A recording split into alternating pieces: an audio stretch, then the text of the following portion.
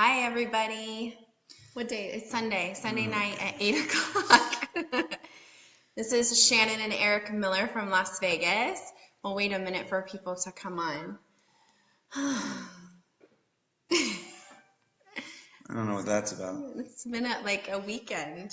Yeah. I feel like I'm decompressing. And then I feel like this is like becoming a thing. Sunday night. We Yeah. probably should call it something. we should just call it I was thinking there's no such day as someday Sundays, that's pretty good. right? There's no such thing as someday. The brilliance. You get it? Yeah. Do you get it? Do they get it? That's the question. Well, we Hi, have 9 Lauren. people. You guys get it. So when you guys come on, say hello. Tell us where you're from, what you're doing. Hi, Lauren. Yeah. Haven't seen you in a long time. I know. It's been so My long, goodness. girl. Hi, Sarah. Aloha. It's a fam. Hi, Sarah. Oh, I could take a nap. Well, you're gonna probably go to bed soon. I should. Yeah. Busy week. My competition's in a week. Kind of a big deal. It is a big deal. Maybe to actually. me, but it's crazy, It's you exhausting guys. for both of us. It's Yeah. exhausting. So we have 1 week left. We're on the countdown. We fly out to California. We're in Sacramento So if Friday. anybody's in the Sacramento area, come check us out. Yeah, Governor's Cup. Yeah. I'm excited. The big one is in July, though. That's the one where he's going to get his pro card. I Did you can't hear read that? comments because this thing is blinding me. Well, they can't see us. But if we don't. I can't read the comments because there's a ring in there.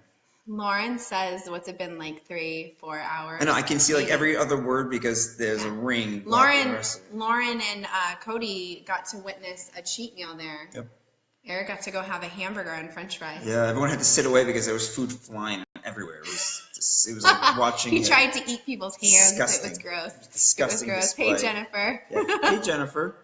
Should we get started? Yeah, let's get started. We should do this. We're chit-chatting with ourselves. Yeah. So this is a cool topic. So like it says, so where do your beliefs come from and are they yours? So we talk about this all the time. It's a really, really interesting topic. And actually, for me, I got the idea from one of our closest and most beloved people in the world, Eden Slovin. And she talks about, so she had an Orthodox Jewish upbringing, and she realized, for years and years and years, she would say, I can't stand tattoos. Tattoos are terrible.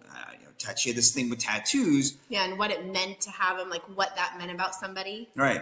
So all of a sudden, I think it was in her early 30s or maybe late 20s, she realized, that's not really how I feel. And she realized that wasn't her belief. That was someone else's, that was her parents or her grandparents or whomever's belief.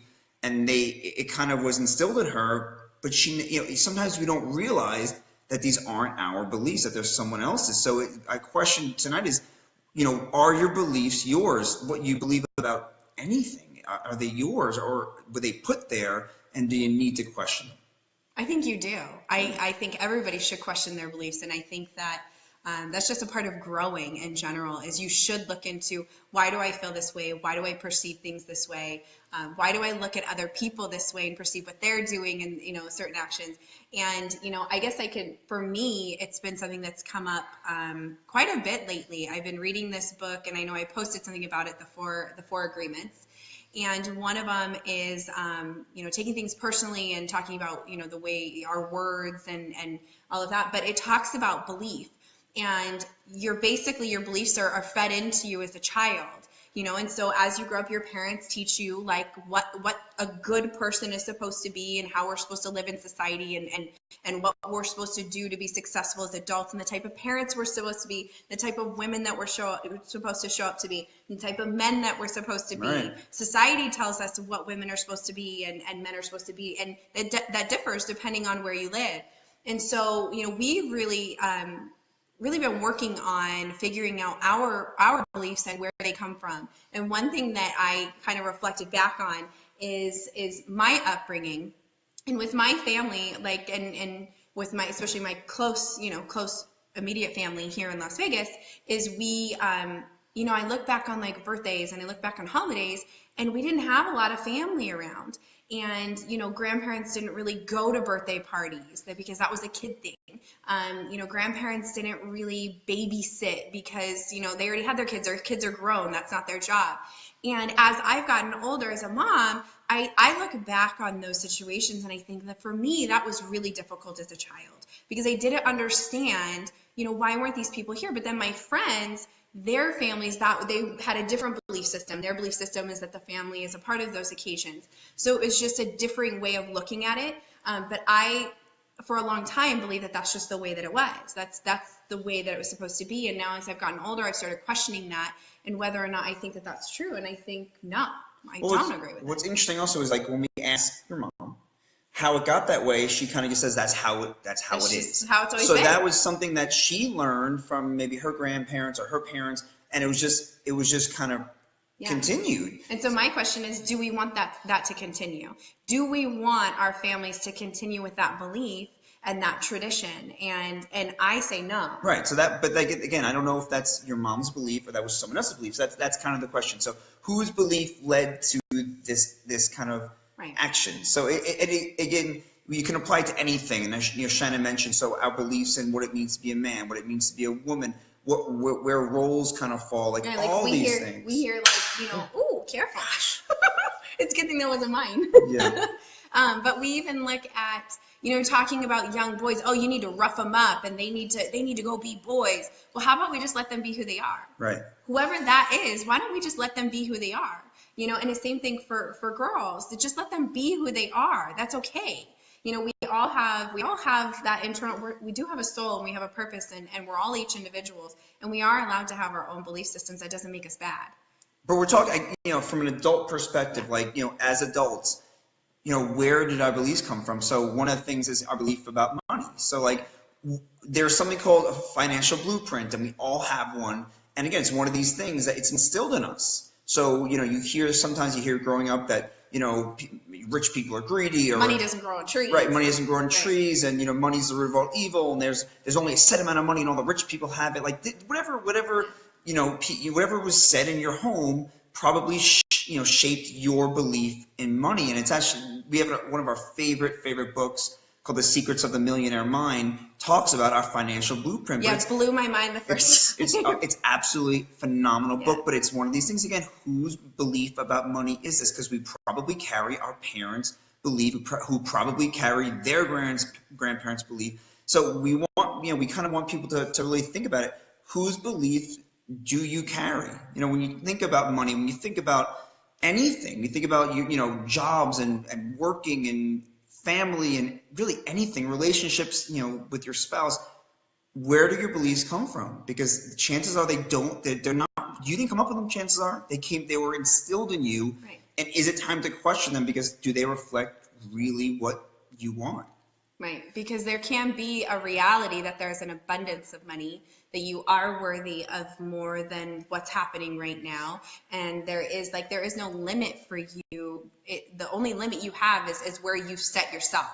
And our past that is our blueprint for where we figure out, okay, this is what I'm capable of, or, what you can achieve in your life. And I know, I heard a lot that, rich people, they have to work really, really, really hard, but then everybody takes it from you, whether it's the government or other people, like everybody's just always taking it from you. It's almost like there's no because point. If you get there, man, it's going to be stressful as heck because you're never going to get to enjoy it. You got to fight to keep it. You got to fight to keep that money. So it's, and you were, again, this was taught to you. That's taught to you. And I understand that, like, where somebody would perceive that and how they could come up with that belief system. But being able to stop yourself and look and go, okay, well, is that my reality? And is that what I believe? Right. Is that what you feel? Right. And it's okay. It's okay to not agree with other people's beliefs. It's okay to have your own belief system. That doesn't make you bad. That doesn't make you wrong. It doesn't mean everybody's going to outcast you. Some people may, and that's okay. Those people you can say goodbye to. Right. So the more we think about this, kind of the more, because as adults, we realize that this comes from childhood. All these, a lot of the beliefs that are instilled in us come from childhood. So it makes us reflect as parents what we say to our children, and we are trying to become ever more mindful. And I think, Shannon has an amazing story that reflects that. But it's again, we are going to shape the beliefs, at least until they can start thinking for themselves. We are going to shape their beliefs, and if we're not cautious, we can kind of put ideas and beliefs there that we don't mean to. Right. So I've been, doing my own reading or whatever, and a story that stuck out to me and it's a really simple story about this little girl who's always jolly and excited, and she's always dancing around and singing in her house. Mom loves her to death, just like any other mother does. And she went to work one day, crazy stressful, came home, she's got a migraine. You know how that is. You go home and you're like, oh my gosh, just everybody be quiet, I'm done. Well, her little girl's excited and jumping around and dancing and singing, and mom just can't take it anymore, and she snaps. She's like, you know what? Your singing is terrible. Please stop. I don't want to hear it anymore. Well, from that moment, it was instilled in that child that my singing is terrible. Mom didn't mean it that way. We all know those moments, right? But in a child's eyes, what she hears is my singing is terrible. I can't sing. And so from there on out, as she grew in adulthood, she stopped singing, and everybody would ask her, it was, well, I'm a terrible singer. But that's just a story she's told herself because she was instilled with that belief, when she was a little girl. So, and I look at us, as parents, and sometimes you say things and we're like, oh my gosh, how will they take that, versus what did we mean by it? Right. It's easy to kind of be like, that's not going to, they're not going to internalize that. That's not going to lead to and we don't know. We don't know. We really don't. So we're trying to be more cautious because, again, we realize, our beliefs are shaped from somewhere, and we are going to be shaping their beliefs until they are developed enough. How do you, as an adult, when somebody else tells you, like, this is their belief about you, how do you not take that personally and take that on as your own belief? So I say, well, Eric, you're stupid. Right.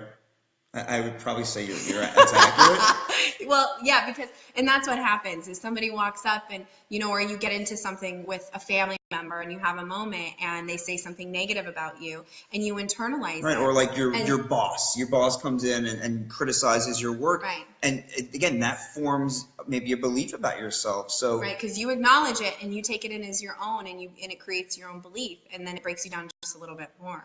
But every time you take on somebody else's belief, because that's not yours, that's theirs. But when you take it on, you acknowledge it and you take it, like now you formed a new belief system about yourself. And so as adults, we do have to realize too, when other people give you their belief, you don't have to take it. Right. You don't have to internalize it. It doesn't have to be your belief system. And for me, that's huge. That's really huge, and not taking things personally. I know I put a post about that the other day because it's true. We see things happening from a distance and we automatically assume that it's a negative towards us. And it's not, regardless of what's happening over there, what we perceive it to be, that's just my story I'm telling. So what did you say today about stories? No, with me, I got this from the Navasus. The Navasu said, if there's no story, there's no problem. Right. So quit telling that story. Don't create the story, and it can cause a problem. Right. But again, kind of the main gist of what we were trying to get to tonight is kind of we want to instill in people to kind of really maybe, and it's hard. Evaluating your life is scary, and because it's so easy to flow through. It's so much easier. Right. And like Jennifer, she said, their thoughts are not mine to keep, and that's exactly right.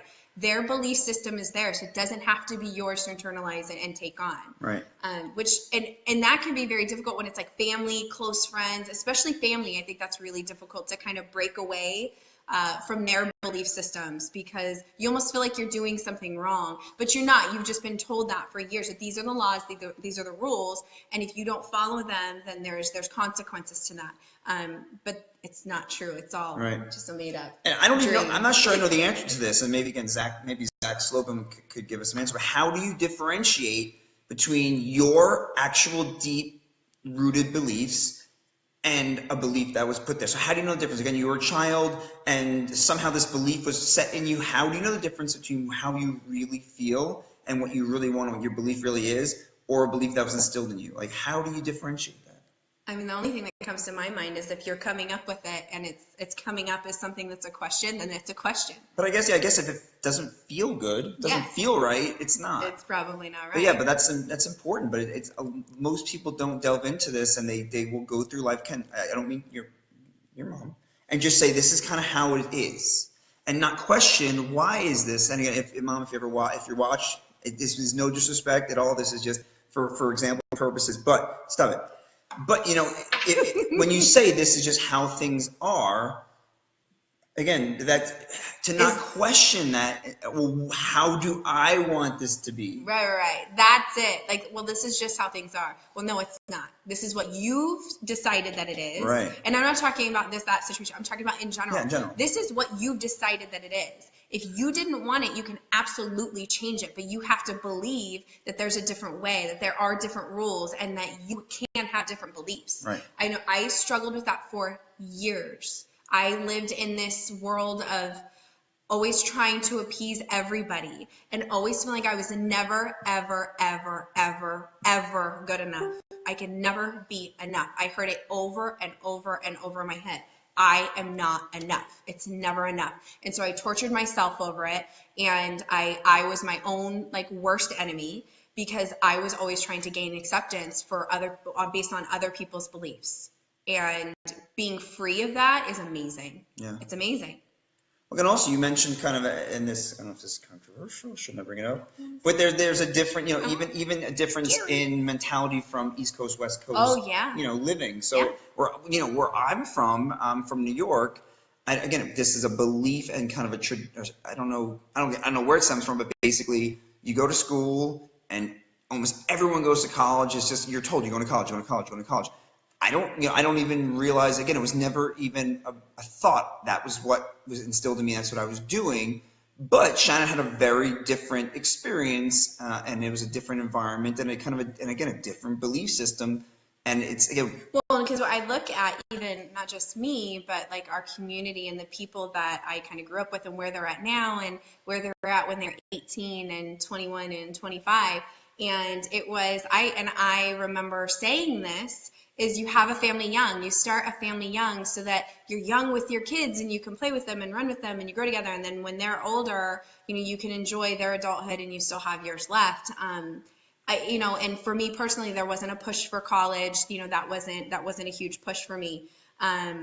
So yeah, and I see that with a lot of the people that I'm close to, right, is that we all had kids young. That was just that was the normal. I was married, but I was married very young. You guys, I was married at 19. I was married very young. Right. So before you even were kind of old enough to make that decision, it was almost made for you. Yeah.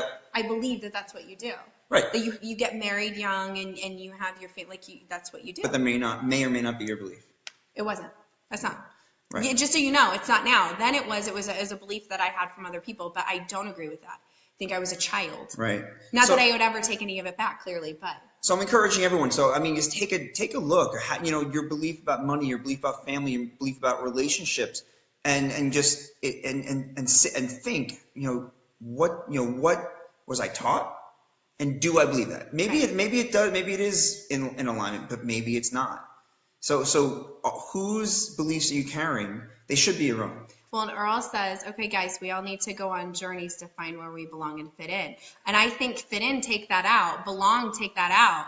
Like, you don't need to worry about where you belong or where you fit in. You just need to figure out who you are and what you believe. Right. Like, that's it. Right. That's it. Don't worry about where you belong or where you fit in. Yeah. There is no fitting in, because that's where we're instilled beliefs from everybody else.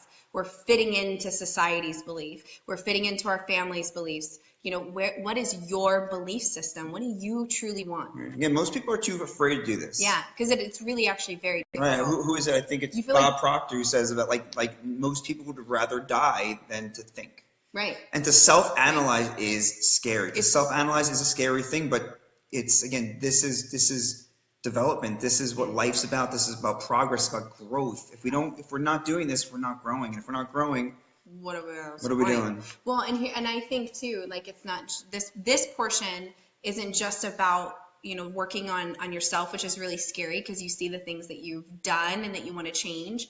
But I think with this, you're also you kind of feel like you're going against what your family has instilled in you. And so there does come a point where you kind of have to break off that emotional attachment to whether or not they're going to be okay with it. Right. And like, I'm fully okay with whether or not people agree with my life. If you don't like it, you don't have to share it with me. That's just how I feel.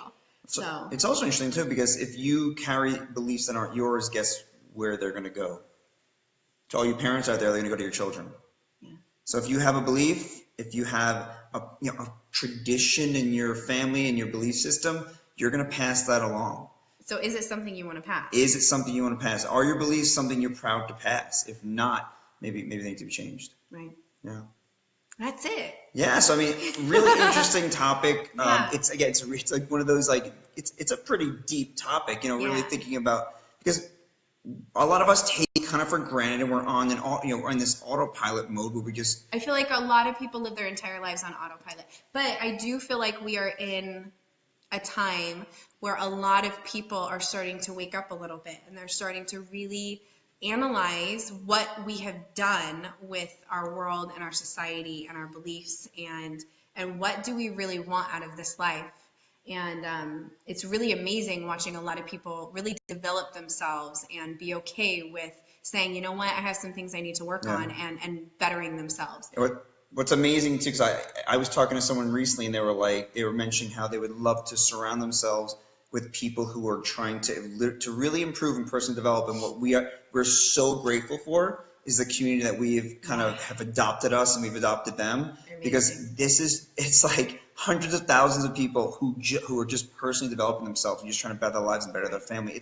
It's unbelievable. Yeah. So, and I think just like with any journey, surround yourself with people that are trying to better themselves. Surround yourself with people that are willing to admit when, you know what, maybe I wasn't handling things so well, or maybe that's not the person that I'm trying to be and how I'm trying to show up in life. How do I move forward? For me, that's been huge, is surrounding myself with people that are doing that, especially like other women. He has other men that are doing that. You know, find those people that are going to motivate you and support you through that. And when you have your down moments where you're like, oh my God, I didn't realize that I was doing all these things, you know, that they'll still support you and love you and help, you know, push you up to the next level. I hate using that next level, but, you know, I want to see what people are saying. Hey, Stephanie, how are you? Yes, thanks, Stephanie. Stephanie, for we coming on. love you. Some of your lives lately have inspired us tremendously. We've actually stolen Yeah, you some of your guys, stuff, so make thank sure you. you guys go watch the Navastus. They're amazing people. We love them. Yeah. Love them. So we hope people found value in this. We hope maybe it'll spark something in you. If this is something that you think would be of value to people you know, please share it. If you have any questions, comments, we love hearing from all of you Yes, guys. we do. We love you guys. So enjoy your Sunday night. I almost said the wrong day. Oh my gosh. I can never get it right, you guys. It's like your brain farts. I don't have one tonight. He didn't, you guys. You guys should applaud him. It's awesome. Thank you very much. It's awesome. Okay, we love you guys. Love you Have guys. a good night. Take care. Bye. Bye.